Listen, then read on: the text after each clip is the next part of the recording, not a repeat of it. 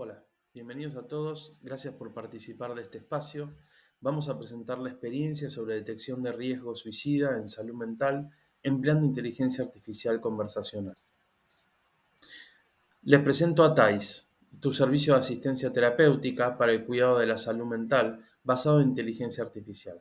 Su misión es asistir al usuario y al profesional, eliminando la brecha de tiempo y distancia, otorgando un turno con la capacidad implícita para detectar riesgo de cometer acto suicida y poder dar intervención. Somos parte de este proyecto el ingeniero Andrés Hogendal, experto en inteligencia artificial, el ingeniero José Ignacio Berbesi, experto en procesamiento del lenguaje natural, y quien les habla, el doctor Gonzalo Norberto, médico psiquiatra infanto-juvenil. ¿Qué nos proponemos ver en esta presentación? Primero, nos proponemos presentar el análisis de cuáles son los problemas de la salud mental en la actualidad y los puntos que tuvimos en cuenta al momento de definir la estrategia. Definir y escribir los objetivos que se pretenden alcanzar, mostrar las evidencias actuales con las que contamos, el estado del arte, detallar la propuesta y la hipótesis de trabajo, de cómo nuestra inteligencia artificial resuelve los problemas planteados mediante objetivos definidos y cómo aporta valor. Explicar las herramientas y las metodologías utilizadas para llevar adelante la propuesta, mostrar la experiencia en la construcción de entidades y luego pasar a conclusiones y los próximos pasos que pensamos hay que seguir. Bueno, ¿qué problemas vemos en la salud mental actualmente? En primera medida tenemos un aumento sustancial de la demanda. Tenemos que un 12,5% de los problemas en salud corresponden a un problema de salud mental, que una de cada 4 personas sufrirá un problema de salud mental a lo largo de su vida y que de estas el 35 al 50% no tendrá tratamiento o este será inadecuado.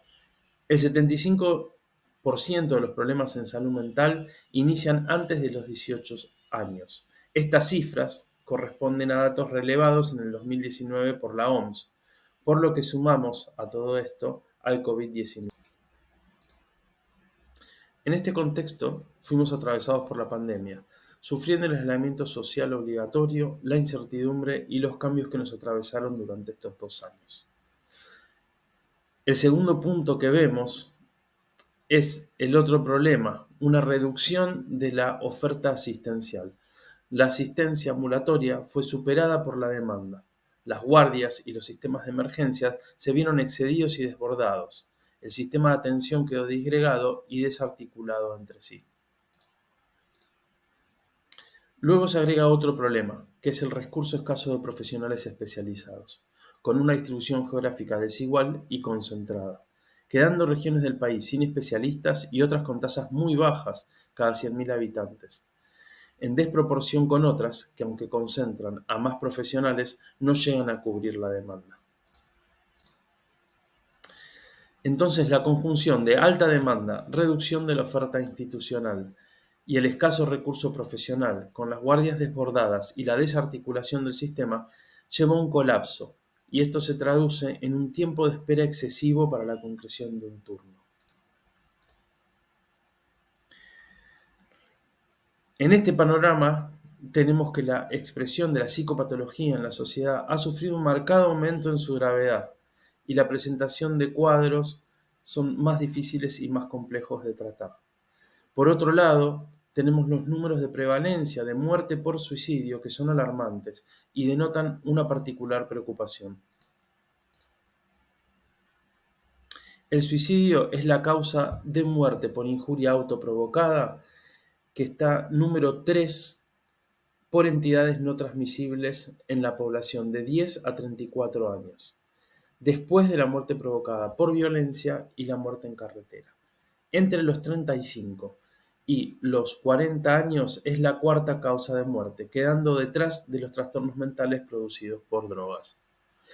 Y persiste entre las 10 principales causas de muerte hasta los 50 años, para luego salir y volver a tener protagonismo a partir de los 80 años. Teniendo en cuenta lo anterior, vamos a definir los problemas a resolver. Como primera medida, eliminar la brecha temporal y geográfica en la asistencia para salud mental, tanto para la admisión como para el inicio de un tratamiento.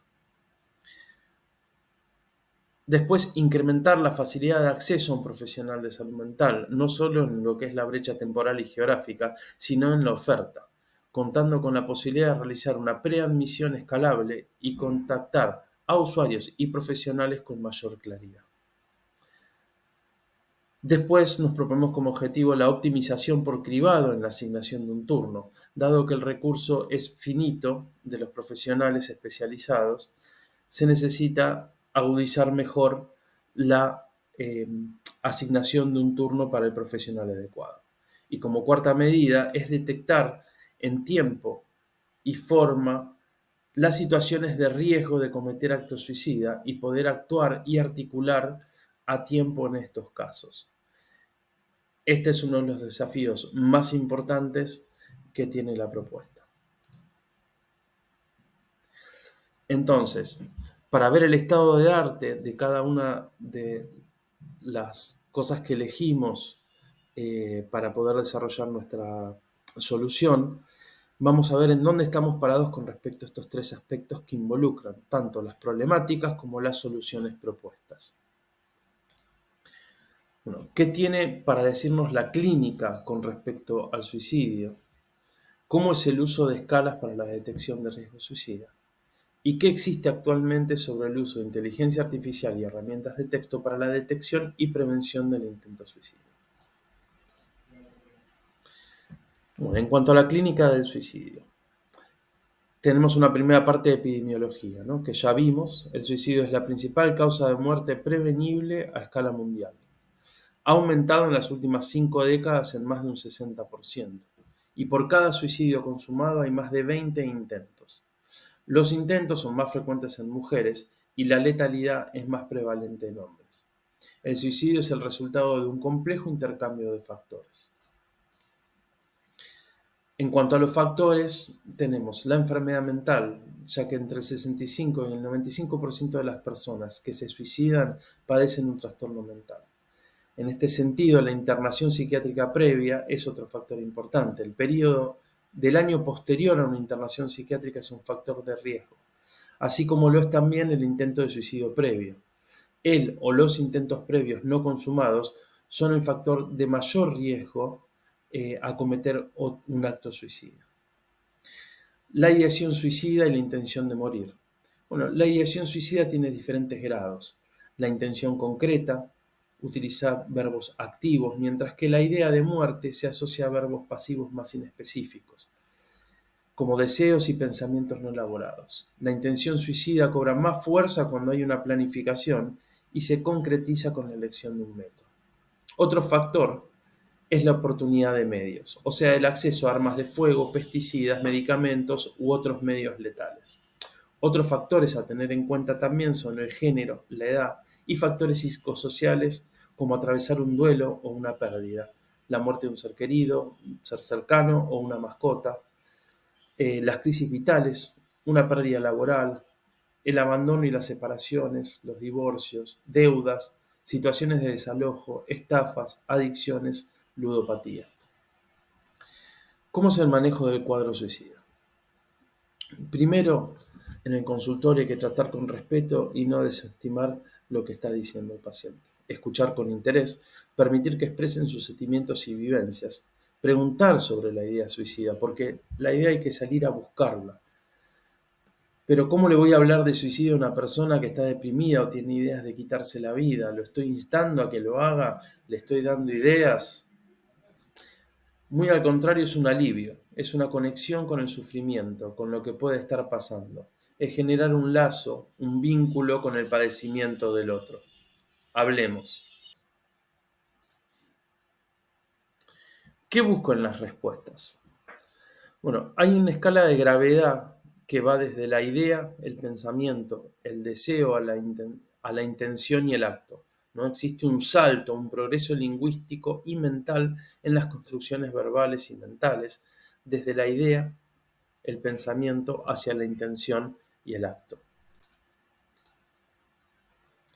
Hemos visto el problema que intentamos abordar y la problemática del suicidio, su importancia a nivel estadístico, así como su clínica y su manejo en consultorio. Ahora vamos a ver de qué manera normatizamos esto. Para ello tenemos escalas. Vamos a presentarlas y nos detendremos en las seleccionadas para nuestro objetivo. Tenemos la escala ASK, que es Ask Suicidal Screening Questions, versión en español.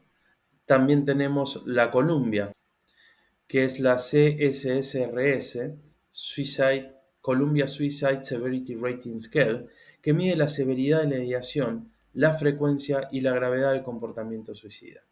Otras escalas es la Beck Scale for Suicide Ideation, la BSS, la MARS, que es la Montgomery Asberg Depression Rating Scale, que mide depresión y en varios de sus puntos mide el riesgo suicida. Otra a destacar es la Patient Health Questionnaire, la PHQ-9. De estas escalas hemos seleccionado dos que cumplen con los requisitos y están validadas, la ASC y la Columbia. Bueno, la ASC son 5 preguntas de respuestas por sí o por no. Las preguntas siguen una lógica de screening según lo específico del riesgo de cometer acto suicida. Las primeras 3 preguntas corresponden a evaluar ideación suicida en específica en las últimas semanas. La cuarta pregunta es en cuanto a los antecedentes, si en el pasado ha intentado suicidarse. Si las 4 son negativas, no es necesario realizar la quinta. Si alguna de las 4 o las 4 son positivas, es necesario realizar la quinta pregunta. En la quinta pregunta evalúa la agudeza de la ideación. Si está pensando en este momento en suicidarse. Si esta es positiva, estamos ante un riesgo suicida agudo y hay que intervenir. Si es negativa, estamos entonces ante un riesgo de suicidio, pero no es agudo, entonces podemos intervenir en otros tiempos. Bueno, por último, tenemos los antecedentes de la utilización de herramientas de comunicación por texto en salud mental y el uso de inteligencia artificial para detección de riesgo suicida. La OMS alienta el uso de herramientas digitales y estrategias tecnológicas para la salud mental y la prevención del acto suicida, pero remarca que requieren más investigación y que actualmente se cuenta con estrategias de gestión tecnológica solamente. Podemos nombrar algunas iniciativas. Las Safety Plans, que son agregados a portales del paciente de los registros médicos electrónicos y que han mostrado un apoyo moderado y no hay evidencia suficiente de que apoyen su uso. Después podemos nombrar las líneas de ayuda basadas en texto para chicos y adolescentes que han sugerido que los jóvenes pueden sentirse más cómodos usando texto que hablando por teléfono. Texting for Help en la misma línea, mide el impacto de los mensajes de texto en niños con tendencia suicida, que pueden ser útiles como primer paso para la obtención de ayuda. Después el uso de Machine Learning y el procesamiento del lenguaje natural para la detección de riesgo suicida basados en textos utilizados durante apoyo a jóvenes en crisis, mediante consejeros. Han arrojado que el modelo neuronal superó a un modelo de frecuencia inversa en la detección de riesgo suicida en las tasas de falsos negativos. Por otro lado, tenemos la amplia aceptación de la tecnología de chat móvil distribuida en la sociedad, ¿no? Como Telegram, WhatsApp, los mensajes de texto en sí, los textos o los chatbots en las páginas y Discord, que es una plataforma que se utiliza mucho entre los jóvenes.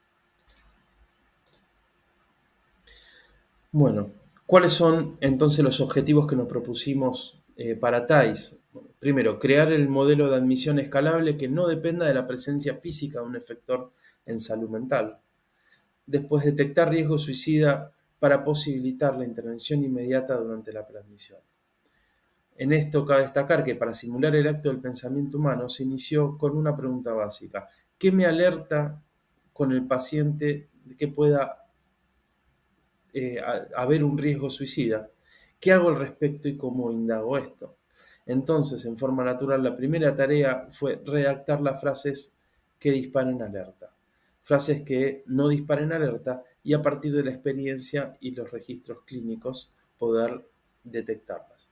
La segunda tarea fue emular los procesos mentales profesionales mediante las escalas seleccionadas y clasificar las frases mediante la inversión de la carga de la prueba, clasificándolas según los ítems o preguntas a los cuales respondían estas frases. La tercera tarea ya en manos de los expertos, fue definir las entidades utilizadas de la inteligencia artificial de procesamiento del lenguaje natural de DDLE. La cuarta tarea fue testear las frases con TAIS y corregir el proceso. Para mi sorpresa, este ejercicio fue revelador. Cuando hicimos esto me di cuenta de la efectividad de todo lo que hacemos en forma automática y cómo procesa nuestro pensamiento entrenado y la rapidez ejecutiva de la experiencia. No es intuición. Bueno, acá vemos cómo se trabajó en las escalas y las frases. A cada frase se le asignó un número para la escala ASC del 1 al 5 y otra escala numérica para la escala Columbia. Luego se observó las relaciones y se combinó la numeración por colores: verde, amarillo, rojo y naranja. Cada entidad se definió con una letra. Se detectaron 5 entidades posibles. Cada entidad define un plan de acción, turno o repregunta, que pretende resolver esa situación detectada. ¿Cómo? Bueno, mediante la detección de preguntas autorrespondidas en un contexto amplio. El cribado mediante análisis de texto con procesamiento del lenguaje natural robusto. Se considera que una pregunta autorrespondida, cuando dice algo que hace referencia a esa pregunta, que está respondida, y tenemos que tener en cuenta que la ideación suicida tiene expresiones de riesgo diferentes, lo que indujo a identificar diferentes entidades lingüísticas. Para esto necesitamos detectar entidades en el mapeo mental del paciente sobre la ideación suicida, y se utilizó la semántica de los verbos. Bueno, el último objetivo es poder otorgar un turno, activar la urgencia o dar indicaciones. Pero antes vamos a pasar a la presentación del ingeniero Andrés Hogendahl, experto en inteligencia artificial, que nos va a contar un poco más sobre DDL y cómo estáis. Muchas gracias. Hola, mi nombre es Andrés Hogendahl y luego de lo que presentó Gonzalo voy a tratar de introducirlos al mundo del lenguaje natural, una cosa un poquitito rara para todos. ¿Qué son las entidades en lenguaje natural? Las entidades son elementos que denotan cosas específicas, unívocas y reconocibles. Ya voy a dar algunos ejemplos. Viven dentro de los actos de habla, es decir, en las frases, en las cosas que nosotros escribimos, y mayormente son sintagmas, es decir, son unidades funcionales, conjuntos de palabras o palabras simples que forman parte de la ideación, es decir, el sujeto, el objeto, el verbo, son partes gramaticales en su gran mayoría. Dentro de estas entidades vamos a analizar términos simples, monopalabra y multipalabra, lo que es la polisemia, que es un dolor de cabeza, las locuciones, que son palabras sueltas que suelen no significar lo que uno infiere por el conjunto, sino que uno aprende ese conjunto de palabras y ese conjunto de palabras tiene un significado único que se aparta muchas veces del significado individual de sus partes. Después están los acrónimos y abreviaturas, que son esas cosas que inventan los grupos de gente especializados, como en este caso los médicos, que generan una enorme verborragia de no sé, resonancia magnética nuclear, y después le ponen RMN, y resulta que eso denota dentro del nicho RMN, resonancia magnética nuclear, eso es un acrónimo. Y las abreviaturas son esas cositas que ya conocemos, de las primeras letras muy comunes de frases y de palabras muy sencillas. Después están las locuciones temporales, que son esos bichos raros pero que usamos todos los días. Por ejemplo, ayer a las 4 menos cuarto. Los conceptos más complejos, específicamente en lenguajes controlados como SNOMED, etc., suelen ser muy interesantes como entidades a descubrir. Las nomenclaturas, las expresiones físicas, en especial mediciones de laboratorio, las expresiones matemáticas también son entidades, los nombres propios son de lo más rebelde que hay, y en especial en biología y taxonomía los nombres propios tienen muchas palabras prestadas de otros idiomas. Y después, bueno, están las palabras y frases prestadas de otros idiomas como las que se usan en taxonomía.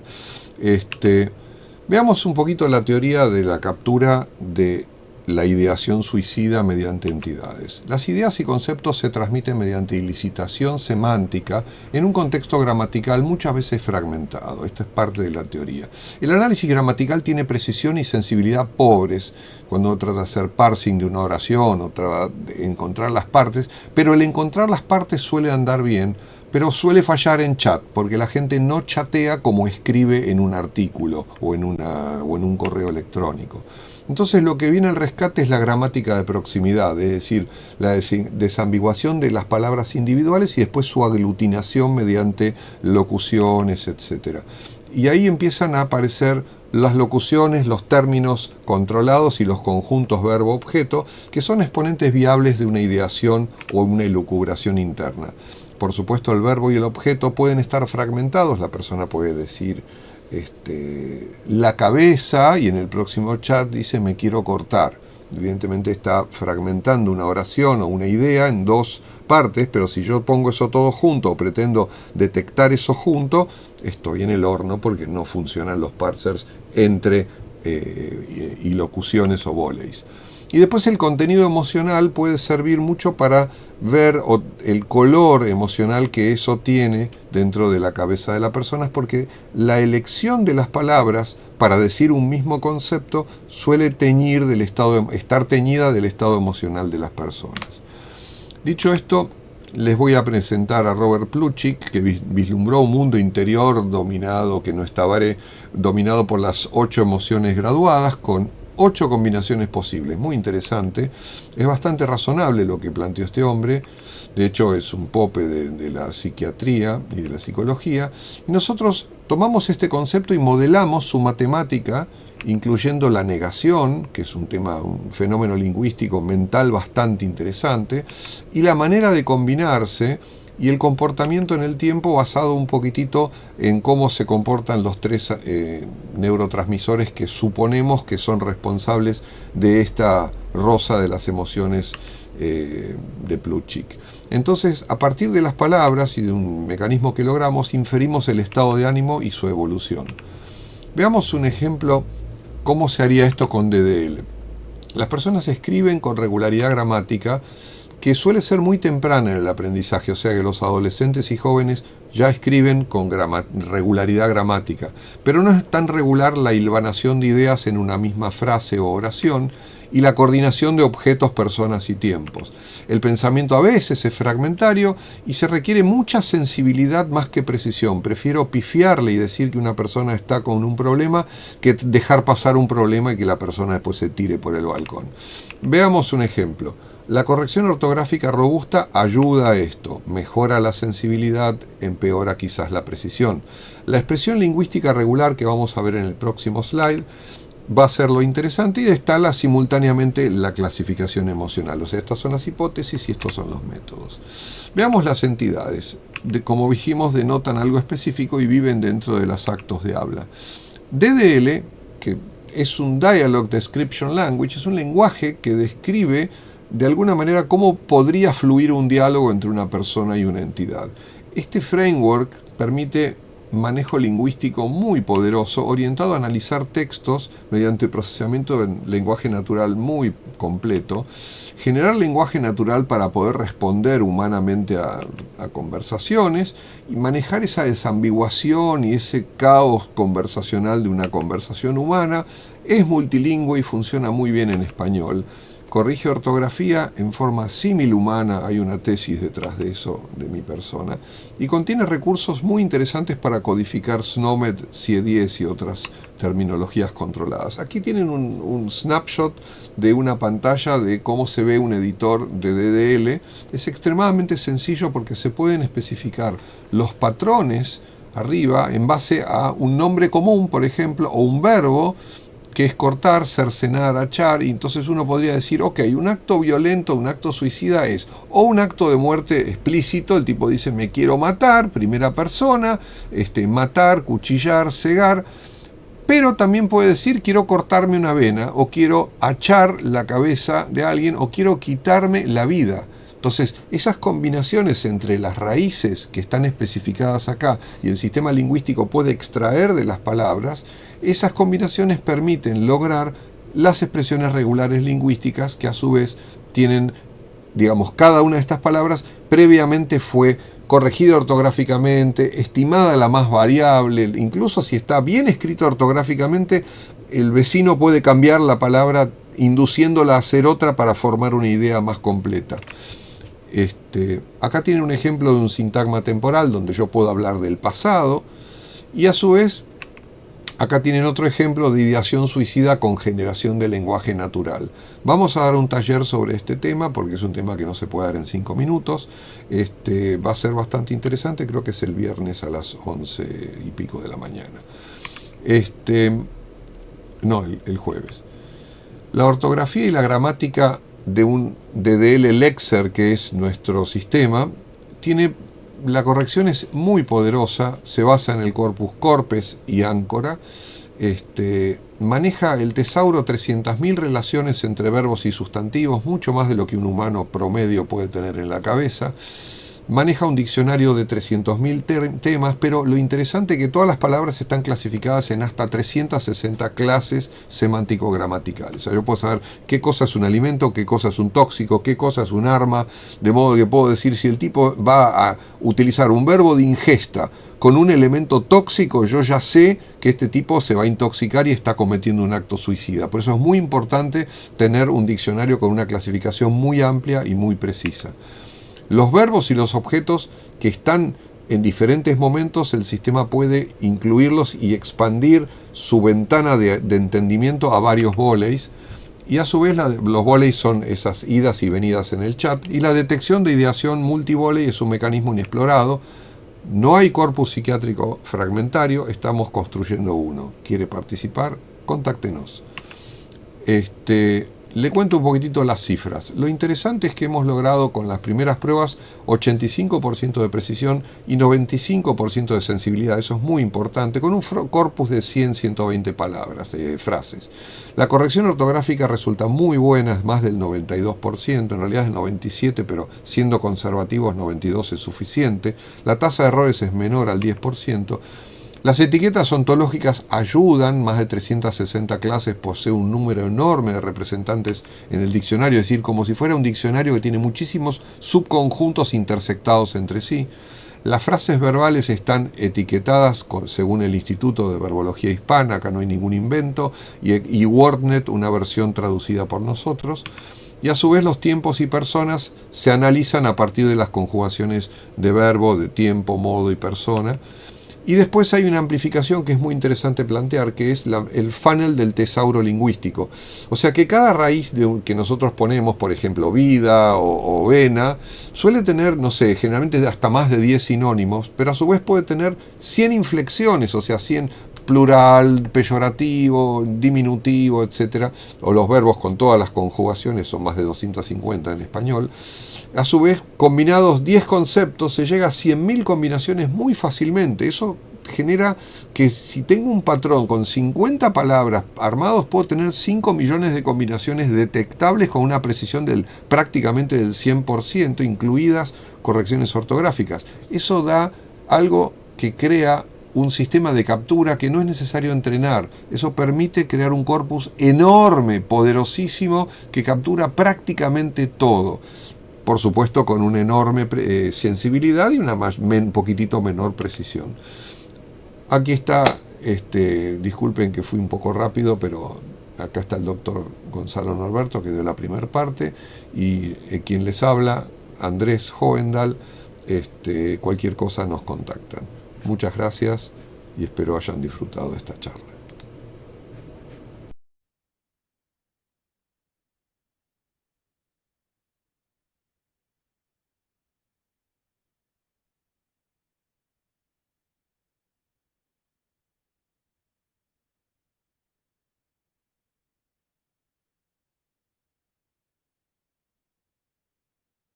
Muy buen día.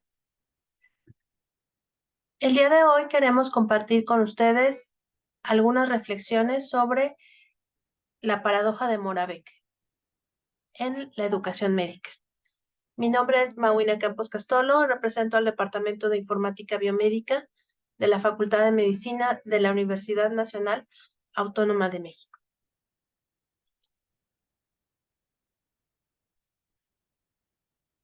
Nuestra agenda para esta presentación sería revisar quién es Moravec y su paradoja, algunas implicaciones de casos prácticos, preguntas y dilemas clave, algunas propuestas de respuesta para estas preguntas y conclusiones.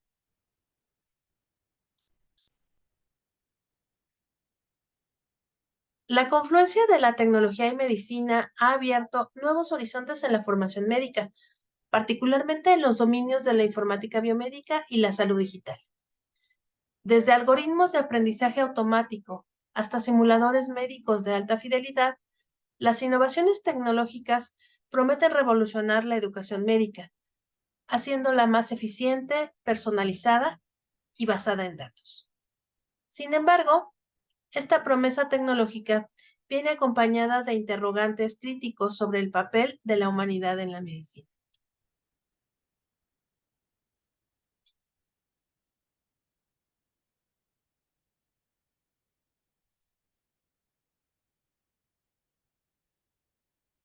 Hans Moravec es un científico computacional y futurólogo austrocanadiense, nacido en 1948.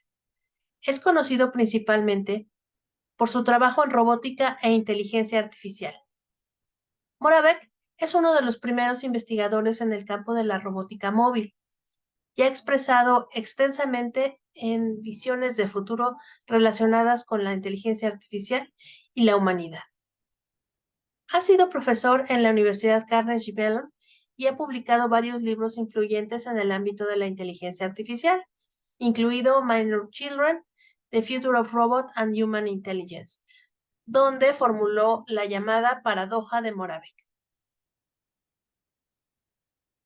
La paradoja de Moravec postula que las tareas cognitivas que son complejas para los seres humanos son a menudo fácilmente automatizables, mientras que las actividades aparentemente simples para los humanos, como el razonamiento complejo y las habilidades interpersonales, son difíciles de replicar en las máquinas. Este concepto tiene implicaciones significativas en el campo de la inteligencia artificial y la automatización, especialmente en su aplicación en la medicina y la educación médica. La paradoja destaca las limitaciones de la tecnología al abordar aspectos intrínsecamente humanos, como el juicio ético y las habilidades sociales, que son fundamentales en la práctica médica.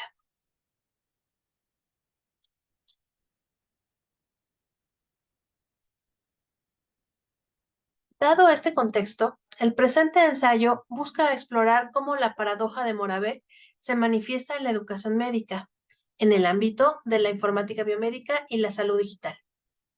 En particular, este trabajo se centra en la dualidad emergente en la que las tecnologías avanzadas pueden realizar tareas de alta complejidad cognitiva, pero enfrentan limitaciones significativas al intentar simular competencias humanas esenciales como el juicio clínico, la toma de decisiones éticas y las habilidades de comunicación interpersonal. El objetivo de este ensayo es, por tanto, examinar las interacciones y tensiones entre la tecnología y las competencias humanas en la educación médica. A través de un análisis crítico de la literatura existente y una exploración de casos prácticos, este estudio tiene como meta ofrecer una perspectiva equilibrada y matizada sobre cómo la tecnología puede ser eficazmente integrada en la formación médica, sin comprometer las habilidades humanas intrínsecas a su práctica. La paradoja de Moravec es un principio que plantea que es relativamente sencillo para las máquinas imitar habilidades cognitivas avanzadas de los humanos, como el cálculo matemático y el procesamiento de datos. Sin embargo, les resulta extremadamente difícil replicar tareas que para nosotros son simples y naturales, como el reconocimiento de objetos, la locomoción y, lo más importante para este contexto, la toma de decisiones éticas y razonamiento clínico. La tecnología puede manejar excelentemente tareas de alta complejidad cognitiva, como el análisis de grandes conjuntos de datos médicos, pero enfrenta limitaciones significativas al intentar replicar competencias humanas esenciales, como el razonamiento clínico, la toma de decisiones éticas y la habilidad para interacción humana empática.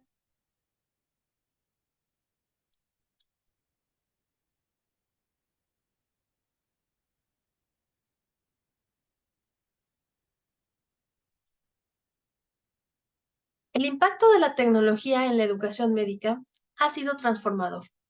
Desde el uso de diapositivas y proyectores hasta simuladores médicos de alta fidelidad y algoritmos de aprendizaje automático, la tecnología ha revolucionado la forma en que se entrega la educación médica. Sin embargo, estos avances vienen con desafíos inherentes, como la barrera de costos y la curva de aprendizaje para los educadores y para los estudiantes.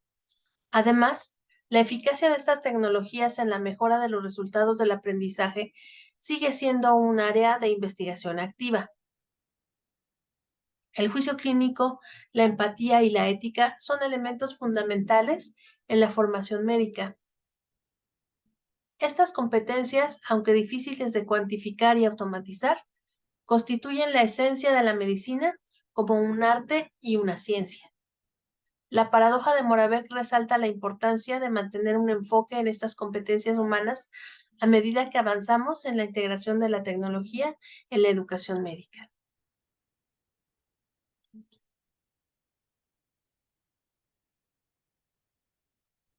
La informática biomédica y la salud digital son campos emergentes que tienen un impacto significativo en la educación médica.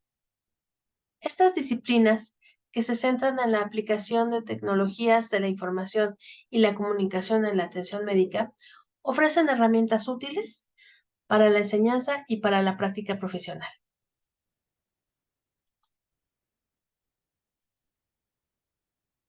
Los recursos digitales de aprendizaje también se están convirtiendo en elementos fundamentales para la formación continua. En este aspecto, destacan las plataformas de aprendizaje y las bibliotecas médicas digitales, subrayando la necesidad de formar a los médicos tanto en las habilidades clínicas como en competencias de gestión. Estas son gestión de la información, habilidades de comunicación y colaboración, de creación.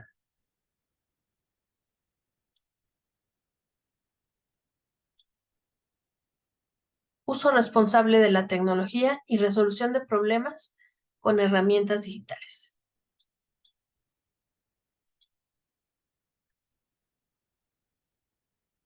Un tema de crucial importancia a considerar es la seguridad del paciente y la ética en el desarrollo y la implementación de la salud digital. Este enfoque, orientado al principio bioético primum non nocere, primero no dañar, se destaca el diseño de tecnologías y servicios tecnológicos centrados en el usuario. Algunos autores sugieren que los sistemas de registro electrónico y las plataformas de telemedicina, aunque tienen el potencial de mejorar la eficiencia, la seguridad del paciente y la accesibilidad de la atención, también presentan desafíos en términos de privacidad de los datos, consentimiento informado y equidad en el acceso. Situaciones a considerar en el contexto de la educación médica, donde los futuros médicos deben ser entrenados tanto en el uso efectivo de las tecnologías como en el desarrollo de actitudes y actitudes humanistas. Que le devuelvan su auto.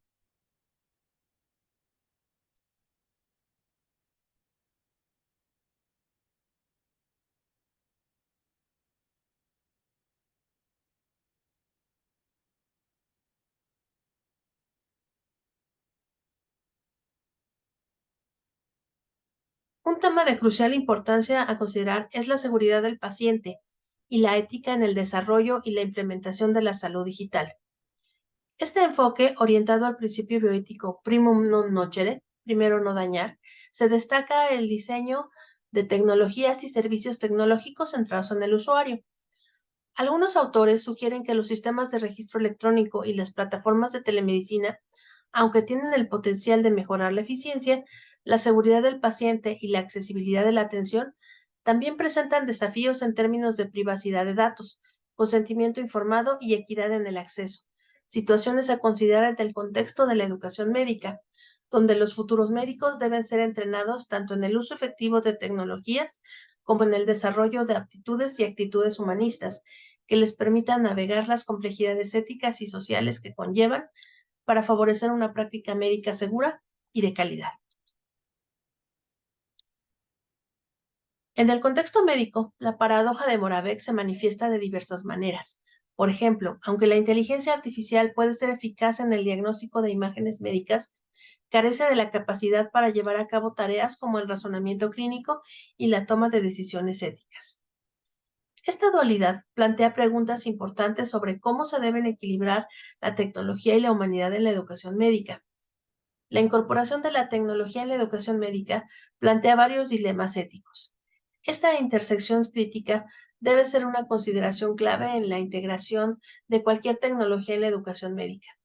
Por ejemplo, el uso de datos para el aprendizaje automático y otras aplicaciones de inteligencia artificial requiere un escrutinio ético riguroso para garantizar la privacidad y la confidencialidad.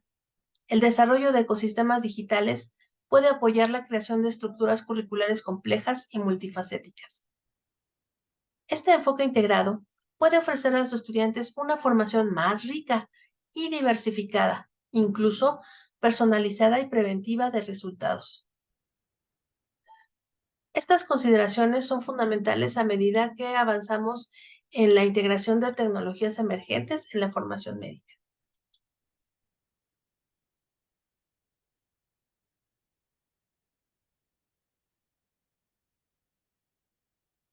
La paradoja de Moravec tiene implicaciones profundas en diversas actividades médicas. Aquí hay 5 ejemplos. Diagnóstico de imágenes médicas. Las máquinas pueden analizar rápidamente imágenes médicas y detectar patologías con alta precisión. Sin embargo, carecen de la capacidad para contextualizar los resultados dentro del cuadro clínico global del paciente. Cirugía asistida por robot. Los robots quirúrgicos pueden realizar cortes extremadamente precisos, pero no pueden evaluar factores como el sangrado en tiempo real o adaptarse a complicaciones inesperadas de la manera que un cirujano humano podría. Telemedicina. Las plataformas de telemedicina pueden facilitar la atención médica remota, pero no pueden interpretar sutilezas en la comunicación no verbal o el estado emocional del paciente, que pueden ser cruciales para el diagnóstico y el tratamiento.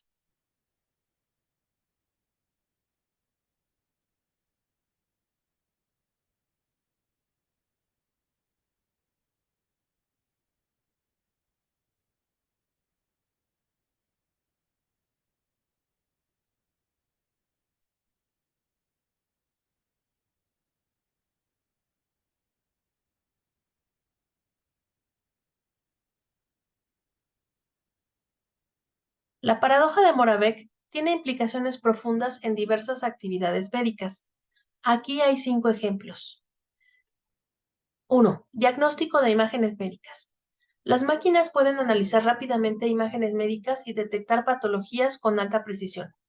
Sin embargo, carecen de la capacidad para contextualizar los resultados dentro del cuadro clínico global del paciente. 2. Cirugía asistida por robot. Los robots quirúrgicos pueden realizar cortes extremadamente precisos, pero no pueden evaluar factores como el sangrado en tiempo real o adaptarse a las complicaciones inesperadas de la manera que un cirujano humano podría. 3. Telemedicina. Las plataformas de telemedicina pueden facilitar la atención médica remota, pero no pueden interpretar sutilezas en la comunicación no verbal o el estado emocional del paciente, que pueden ser cruciales para el diagnóstico y el tratamiento. 4. Sistemas de apoyo a la decisión clínica. Estos sistemas pueden procesar grandes volúmenes de datos para recomendar tratamientos, pero no pueden aplicar el juicio ético necesario para decidir, por ejemplo, quién debe de recibir un tratamiento limitado a una situación de escasez de recursos. Chatbots médicos. Pueden responder preguntas médicas generales basadas en una base de datos, pero carecen de la empatía y la comprensión necesarias para manejar situaciones emocionalmente delicadas o complejas.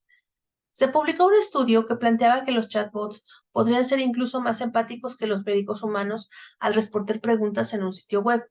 Sin embargo, además de que las circunstancias de los estudios no replican la consulta médica, los chatbots solo simulan empatía al repetir patrones de respuestas aprendidos durante su entrenamiento.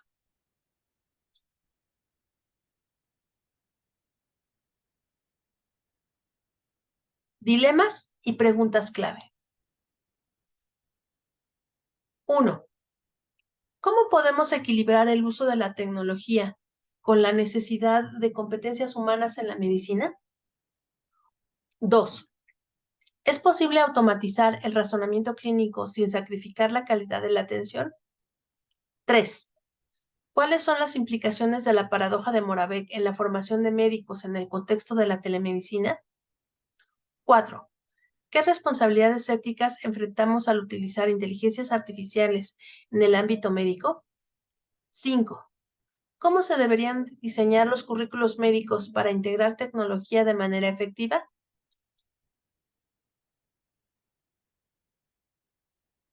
Respondamos algunas preguntas. ¿Cómo podemos equilibrar el uso de la tecnología con la necesidad de competencias humanas en medicina? Palabra clave: equilibrio.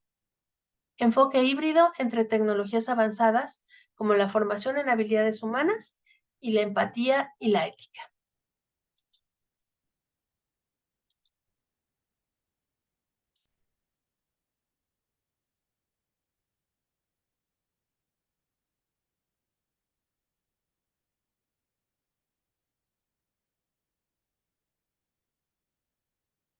¿Cuáles son las implicaciones de la paradoja de Moravec en la formación de médicos en el contexto de la telemedicina?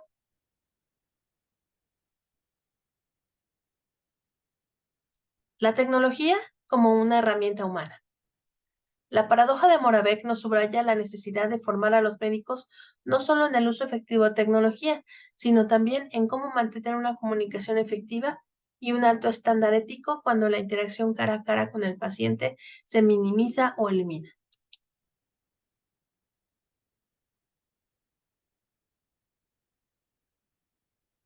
¿Cómo podemos equilibrar el uso de la tecnología con la necesidad de competencias humanas en la medicina?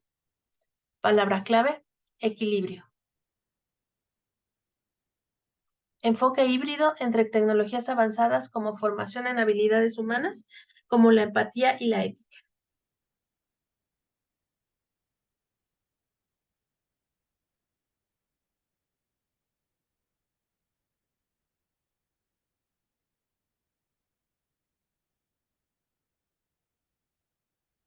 ¿Cuáles son las implicaciones de la paradoja de Moravec en la formación de médicos en el contexto de la telemedicina?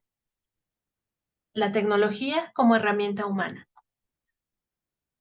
La paradoja de Moravec nos subraya la necesidad de formar a los médicos no solo en el uso efectivo de la tecnología, sino también en cómo mantener una comunicación efectiva y un alto estándar ético cuando la interacción cara a cara con el paciente se minimiza o se elimina.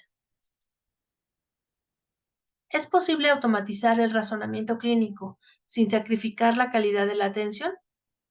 Palabra clave: decisiones humanas. Si bien la inteligencia artificial puede apoyar el razonamiento clínico, la última palabra siempre debe pertenecer al médico humano, quien puede considerar el contexto y las variables humanas que una máquina no puede. ¿Qué responsabilidades éticas enfrentamos al utilizar inteligencias artificiales en el ámbito médico? Palabra clave: uso racional y responsable. Debemos analizar, proponer y exigir que las tecnologías se utilicen de manera responsable, siguiendo estrictas directrices de consentimiento informado y privacidad de datos.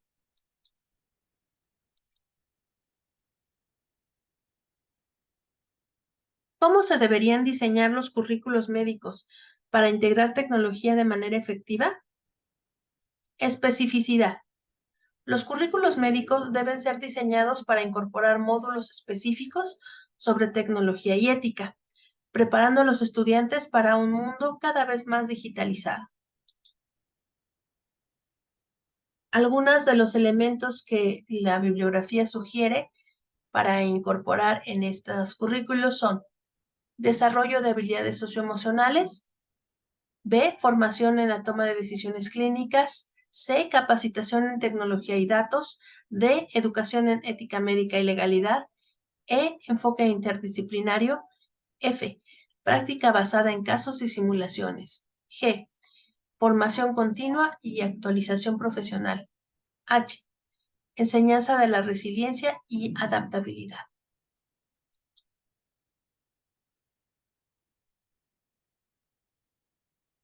La revisión de la literatura revela una tensión inherente entre las capacidades tecnológicas y las competencias humanas en la educación médica. Aunque la tecnología ofrece herramientas poderosas para mejorar la eficiencia y la efectividad del aprendizaje, la paradoja de Moravec nos recuerda que hay aspectos de la medicina que son intrínsecamente humanos y no pueden ser completamente automatizados o replicados por máquinas. Estos hallazgos sugieren que un enfoque equilibrado que integre tanto tecnología como humanidad es crucial para el desarrollo futuro de la educación médica. Este enfoque equilibrado podría ser especialmente relevante en la formación de futuros médicos, quienes tendrán que navegar un paisaje médico cada vez más digitalizado mientras mantienen las competencias humanas esenciales. Esperamos que este breve ensayo, elaborado con un enfoque integral y multidisciplinario, ofrezca una estructura para explorar la compleja interacción entre tecnología y humanidad en la educación médica. Consideramos que esta primera exploración académica puede invitar a plantear una discusión con la comunidad interesada en estos temas sobre la formación de los profesionales de la salud en la era digital y servir como un punto de reflexión para los educadores médicos, los diseñadores de currículo y los responsables de las tomas de decisiones. Muchas gracias por su atención. Nos encantaría escuchar sus preguntas y comentarios para iniciar un diálogo académico sobre este tema. Les leemos y escuchamos.